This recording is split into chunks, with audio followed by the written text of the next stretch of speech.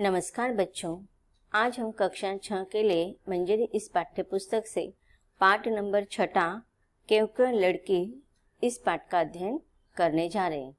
इस पाठ का यह सेशन नंबर 1 है। पाठ की शुरुआत करने से पहले इस पाठ के लेखिका के बारे में संक्षिप्त परिचय हम जान लेंगे। क्यों क्यों लड़की इस पाठ की लेखिका है महाश्वेता देवी।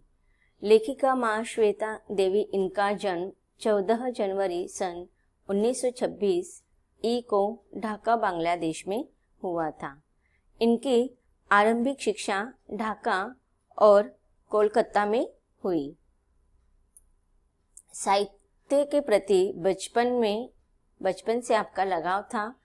इनके प्रसिद्ध उपन्यास झांसी की रानी, अरण्य अधिकार, 1084 की माँ, चोटी मुंडा और उसका तीर, अग्निगर्भ, अक्लांत कौरव, सूरज गहराई और मास्टर साहब आदि है। इनकी रचनाओं की कथा वस्तु में आदिवासियों का जीवन संघर्ष और उनकी पीड़ा है।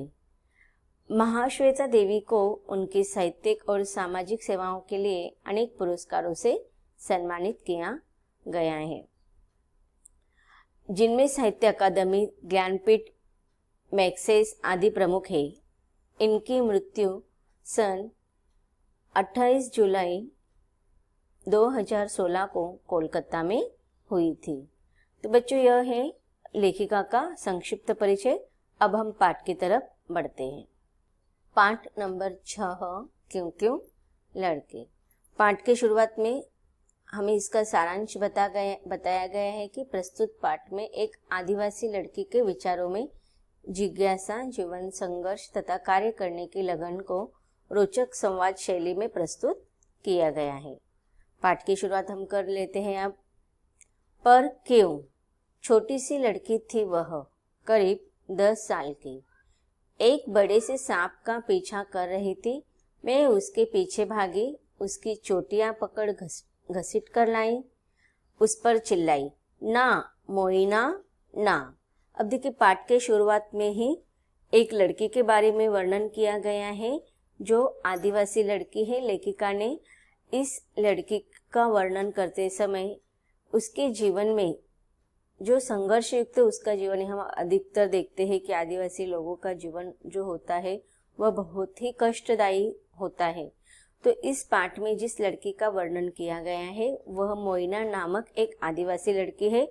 अब वह जंगल में रहती होगी। आप लोगों को पता है कि आदिवासी लोग जो है वह अधिकतर पहाड़ी भागों में, जंगली भागों में ही रहते थे। 10 साल की है वह, और वह सांप का पीछा करते हुए भाग रही, और वह उसके पीछे ना भागे इसलिए लेखिका उसको डांट रही, लेकिन सुन नहीं पा रही थी। इसलिए लेखिका ने उसकी चोटियां पकड़कर उसको घसीट कर लाई और उसे बताती है कि सांप को मत पकड़ो। लेकिन वह जो है वह क्यों, उसको लेखिका को ही फिर से प्रश्न पूछते क्यों। उसने पूछा, वो कोई धामन वामन नहीं है, नाग है नाग। तो नाग को क्यों न पकड़ूं। क्यों, अरे काट लेगा। नहीं, इस बार नहीं। पर क्यों। मैं उसे ऑफिस तक घसीट कर लाई। वहां उसकी माँ खीरी एक टोकरी बुन रही थी। चलो थोड़ा आराम कर लो, मैंने कहा। क्यों। क्यों नहीं, थकी नहीं हो क्या। मोइना ने सिर हिलाया। अब देखिए, यहाँ पर लेखिका उसको अपने ऑफिस तक घसीट कर लेकर आती है। वहां पर मोइना की जो माँ है उसका नाम है खीरी, वह टोकरी बुन रही थी। आप लोगों ने देखा होगा कि जो आदिवासी जो लोग होते हैं उनको इस प्रकार के घरेलू काम में वह बहुत ही होशियार होते हैं। तो यहाँ पर जो मोइना की माँ है खीरी, वो टोकरी बुन रही थी। लेखिका उसको फिर से कहती है कि चलो अब आराम कर लो। फिर भी वो लेखिका कोई प्रश्न पूछ रही है, क्यों।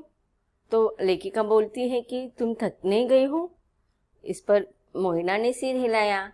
बाबू की बकरियां कौन घर लाएगा, और लकड़ी लाना, पानी लाना, चिड़िया पकड़ने का फंदा लगाना, ये सब कौन करेगा।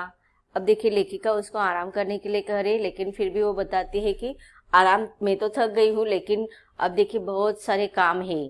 कि बाबू की जो बकरियां है उसको घर लाना है, फिर लकड़ियां भी लाना है जंगल में जाकर, फिर पानी भरना है, इसके साथ चिड़िया पकड़ने का जो फंदा है उसको भी लगाना है। तो ये सारे अगर मैं आराम कर लूंगी तो ये सारे काम कौन करेगा? खिरी ने कहा, अर्थात मोइना के माँ ने कहा, बाबू ने जो चावल भेजा है उसके लिए उसे धन्यवाद देना न भूलना। अब देखिए मोइना जो है वो बाबू के घर पर जाने वाली है, बकरियां उनको बकरियां जो चरने के लिए जाती होगी जंगल में उनको फिर से बाबू के घर पर छोड़ने वाली है। तो तब उसकी माँ खिरी उसे कहती है कि बाबूजी ने जो चावल भेजे हैं तो उसके लिए उन्हें धन्यवाद कहने के लिए न बिल्कुल भी मत भूलना। इस पर मोइना कहती है, क्यों क्यों दूं धन्यवाद उसे? उसकी गौशाला धोती हूँ, हजारों काम करती हूँ, उसके लिए कभी धन्यवाद देता है मुझे? मैं क्यों उसे धन्यवाद दूं?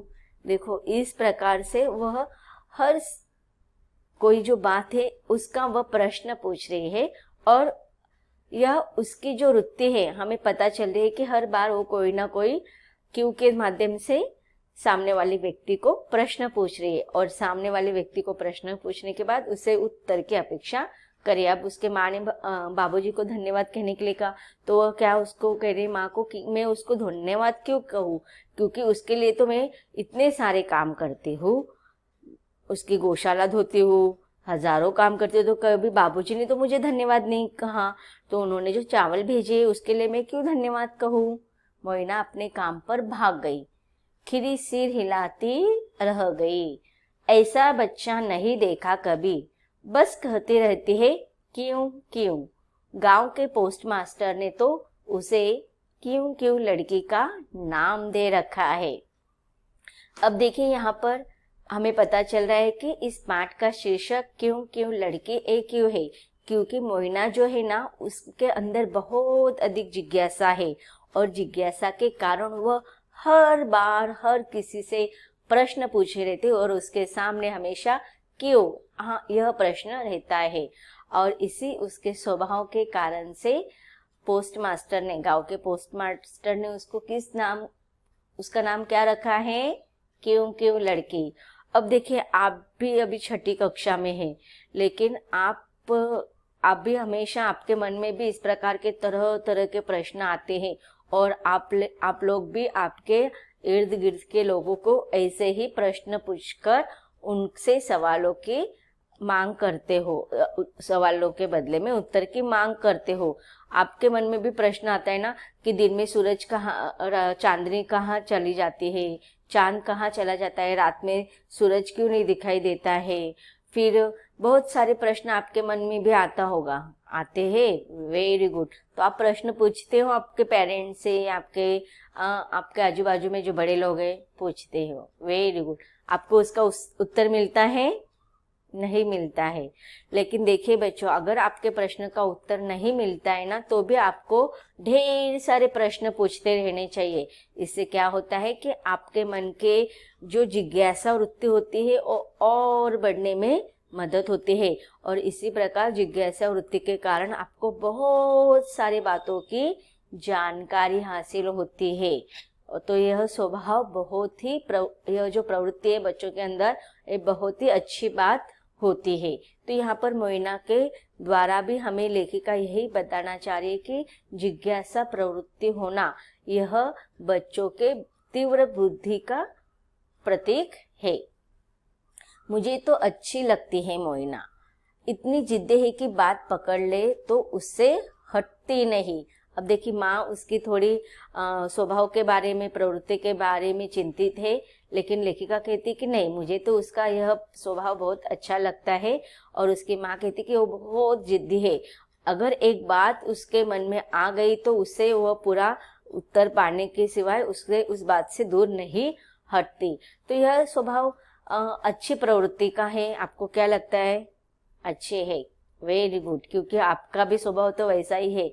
और इसे अगर हम जितना ज्यादा जिद्दी हो गए, लेकिन जिद्दी होना है हमें, लेकिन अच्छी बात के लिए जिद पकड़ना है, बुरे बातों के लिए। आप किस प्रकार से जिद पकड़ते हैं? कौन सी चीजों के लिए? कि आप आपके पेरेंट्स को मुझे कार चाहिए, मुझे गुड़िया चाहिए, खिलौने के लिए जिद पकड़ते हैं, लेकिन कभी कभी आप पढ़ाई के लिए भी जिद पकड़ा करो कि मुझे ये बुक्स पढ़ना है, अभी छुट्टियां है तो छुट्टियों में मुझे बहुत सारी स्टोरी बुक्स आते हैं वो पढ़ना है। तो आप आपके पेरेंट्स से जिद कर सकते हो कि मुझे कविता की बुक लाकर दीजिए पढ़ने के लिए, कुछ स्टोरी बुक कहानी की बुक पढ़ने के लिए दे दीजिए, जिससे कि आपका ज्ञान में संवर्धन हो जाए। मोइना आदिवासी लड़की थी, शबर जाति की।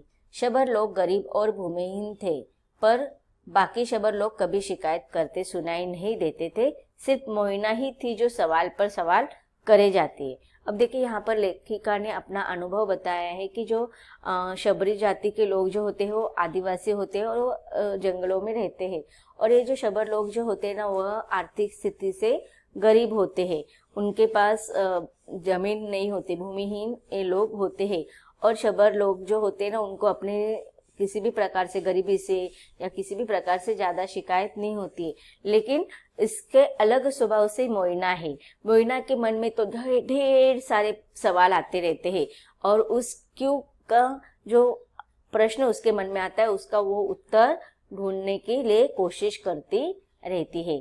क्यों मुझे मिलो चलना, अब देखिए वो क्या कह रही है,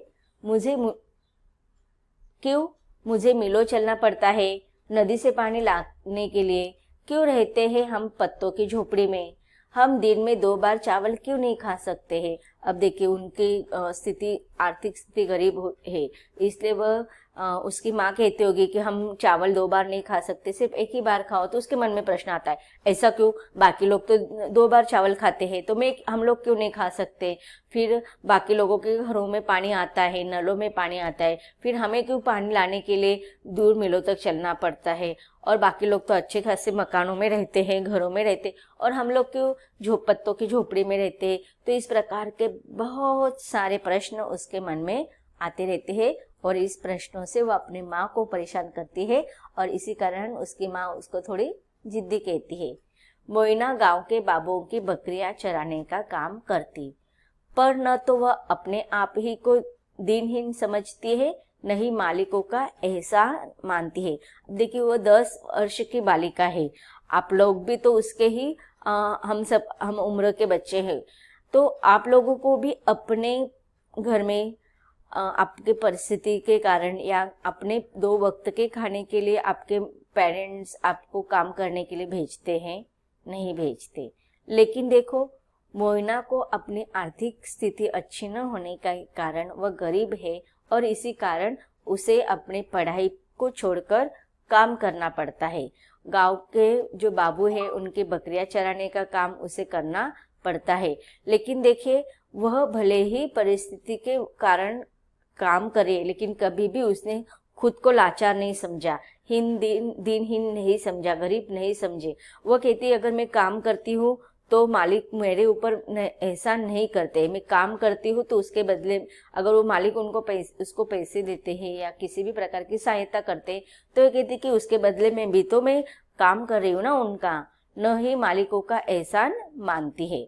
वह अपना काम करती है, घर आती है और बुदबुदाती रहती है, क्यों उनका बचा खुचा खाऊं मैं तो बढ़िया खाना बनाऊंगी शाम को, हरे पत्ते, चावल, केकड़े और मिर्ची वाला, और सारे घर वालों के साथ बैठकर खाऊंगी। देखिए यहाँ पर बहुत ही सुंदर वर्णन मोइना के वृत्ति का, उसके स्वभाव का, उसके प्रवृत्ति का लेखिका कर रही है। कि अब देखिए आप लोगों ने देखा होगा कि बहुत सारे घरों में लोगों को आदत होती है कि उनके पास जो लोग काम करने आते हैं, जो गरीब लोग काम करने आते हैं, तो बचा कुचा खाना उनको दे देते हैं, या फिर उनके जो अनयूज वाले वस्तु जो होते हैं वो उनको दे देते हैं। अब किसी किसी को अच्छा नहीं लगता है, किसी किसी को अच्छा लगता है। उसी प्रकार से मोइना को भी नहीं अच्छा लगता है कि जब उसके जिस घर में वो काम करने के लिए जाते हैं या जिस गांव में बाबुओं के यहाँ काम करने के लिए जाते हैं, तो उनका बचा कुचा खाना जब उसको देते तो उसको पसंद नहीं है, उसको मना कर देते कि आखिर क्यों मैं उनका बचा कुचा खाऊं, मैं तो अपने घर में जाकर अच्छा सा बढ़िया सा खाना बनाऊंगी शाम को, और क्या क्या देखो पत्ते, चावल, केकड़े और मिर्ची वाला, और फिर अकेले नहीं खाऊंगी बल्कि मैं मेरे परिवार वाले में जितने भी लोग हैं ना, हम सब लोग एक साथ बैठकर अच्छे से खुशी के साथ अच्छा वाला खाना खाएंगे। तो बच्चों अब तक हमने इस सेशन में क्या देखा कि लेखिका ने मोइना के माध्यम से शबरी जाति अर्थात आदिवासी जाति के एक लड़की की जिज्ञासा वृत्ति का वर्णन किया है। आगे भी लेखिका हमें मोइना के बारे में बहुत सारी बातें बताने वाली हैं, उसको हमें जानना है, लेकिन उसके बारे में हम इसके अगले सेशन में जानेंगे। धन्यवाद।